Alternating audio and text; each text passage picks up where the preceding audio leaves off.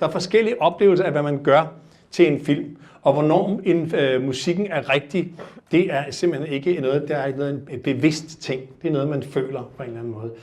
Og så var det, vi snakkede om, det kunne være rigtig, rigtig spændende, hvis det var muligt at få 5 komponister til at skrive musik til den samme film, og se, hvordan de greb det an. Og det tænkte jeg spændende, om det kunne lade sig gøre. Og tænk, så er der altså 5 virkelig gode komponister, der har lavet noget musik. Jeg vil gerne fortælle den her historie om drengen Bilal, og han er jo en meget farlig soldat, synes han selv, som er ude og kæmpe i en, vi ved ikke hvad, en krig. Det er selvfølgelig noget, han leger med sin gode kammerat, men så viser det sig jo inde i virkeligheden i taxaen sammen med hans far og en farlig røver, at der er også et element med de her pistoler. Og det viser sig jo så, at den rigtig dårlige pistol, som drengen han har, den er der måske en mulighed for, at han kan få skiftet ud senere i filmen. Det er den lydside, vi har her lige nu, så det er jo klart, at hvis komponisten havde været på fra starten, havde regellyden været anderledes. Men det er der nogen, der har kompenseret for, og det ser vi på. Jeg synes, det var en svær opgave, fordi filmen i sig selv faktisk godt kunne undvære musik. Jeg har tilladt mig at skrue lidt på niveauerne og tilføje nogle ting, som er lige så meget lyd som det er musik. Den her film, den er animeret til at bruge nogle andre virkemidler, end det jeg normalt bruger, ikke?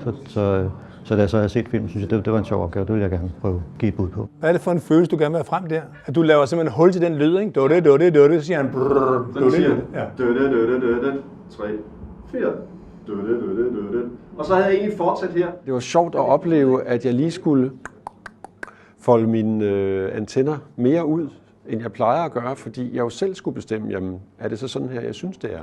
Og det synes jeg var en udfordring. Og så synes jeg, det var sjovt, det her med at se andre kollegers bud på den samme historie, hvor når man først har siddet med det selv, så ender man med at tænke, at jamen, det kan kun gøres på en måde. Og så har jeg så arbejdet meget med pistol.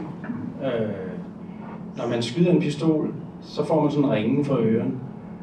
Og den har jeg så brugt her, når han skyder første gang, så ringer det for ørerne. Jeg synes, det Jesper han gjorde med den der sådan hyletone i forhold til pistolen, synes jeg var enormt stærk.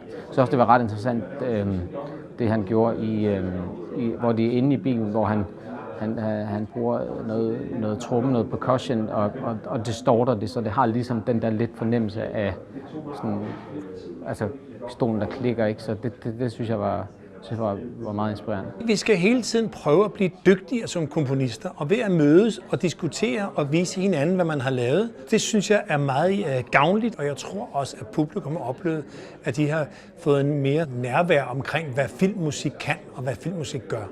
Jeg tager helt sikkert det med, at bare når jeg sidder med mit manuskript, hvor meget en komponist også går op i sin opbygning, og muligvis om man kan starte et samarbejde langt tidligere, frem for at man skriver en færdig historie, som de så bliver involveret i. Det giver meget mening, synes jeg, at lave den her slags ting. Både for at få skabt noget udvikling, men også for, at man forstår nuancerne i det at lave musik. Jeg synes, det er dejligt, at filmfolk og filmorganisationer, Filmtalent Danmark og filmkomponisterne skaber de her rammer for os, og det deltager jeg meget gerne i en anden gang. Og så vil jeg gerne have lov til at sige tusind tak for i dag. Det var rigtig, rigtig dejligt, og især tusind tak for de her 5 komponister. Jeg er så imponeret over deres arbejde.